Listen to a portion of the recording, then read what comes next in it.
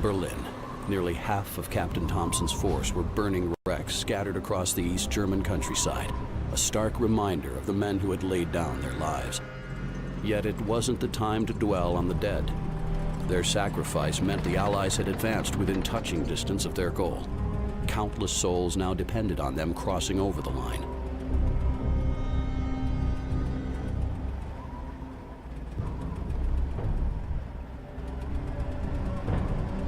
The shadow of a Third World War was drawing ever closer.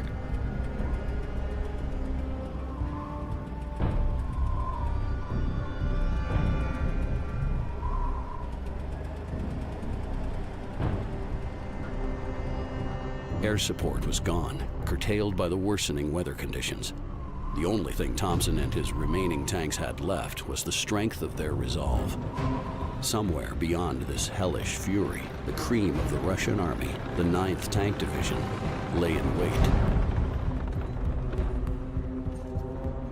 Thompson would meet the enemy head-on and show them the true meaning of British grit.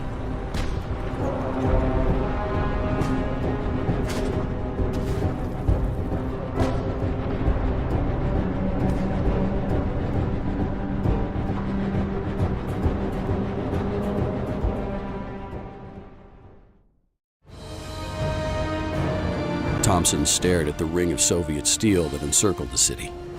There was no escaping it. He would have to go through those tanks.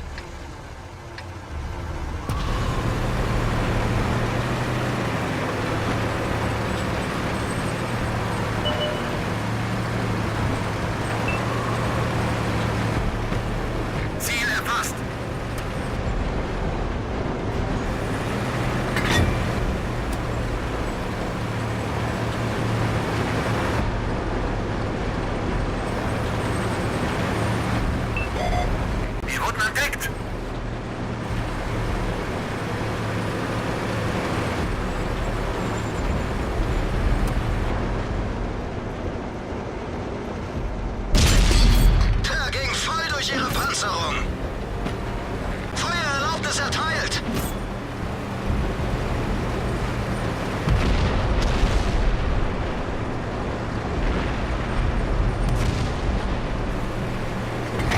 Geschütz geladen! Bereit zu feuern!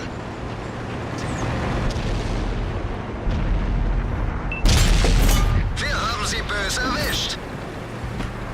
Feuererlaubnis erteilt! Der Gegner zieht auf uns! Gebe Ziel frei!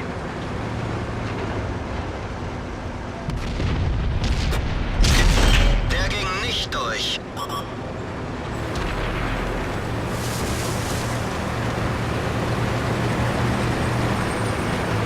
Wir haben ihn im Korn! Der Gegner hat uns im Visier! Feuererlaubnis erteilt! Geschütz geladen! Wir haben die Panzerung durchschlagen! Thompson's mouth went dry. Ahead lay the Strelka, the elite of the Red Army, and the last obstacle in the Allies' way.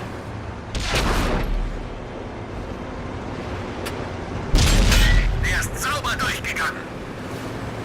Feuererlaubnis erteilt!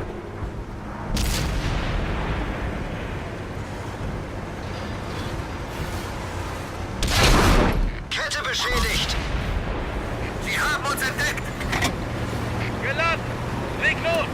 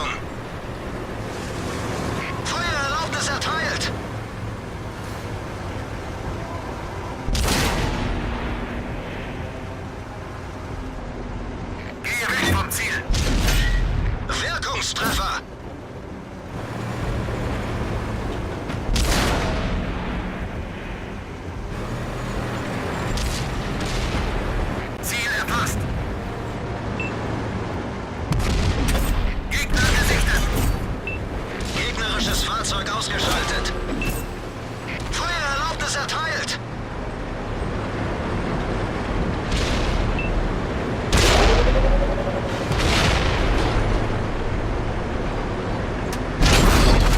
Der ging voll durch ihre Panzerung. Ziel erfasst. Wir haben einen unserer Panzer verloren. Wir sehen es nicht mehr. Bereit. Wir haben die Panzer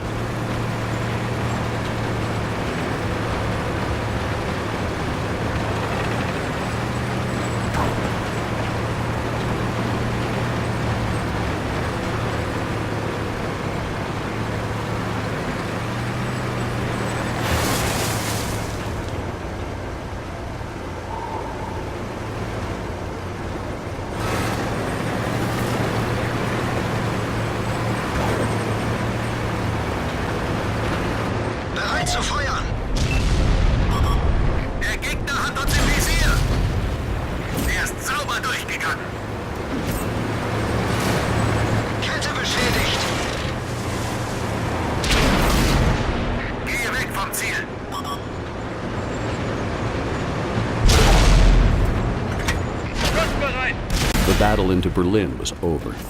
Thompson opened the hatch and breathed in the frozen winter air. They had run the Soviet gauntlet and survived. With luck and a little diplomacy on both sides, maybe he'd live to see the next Christmas in relative peace.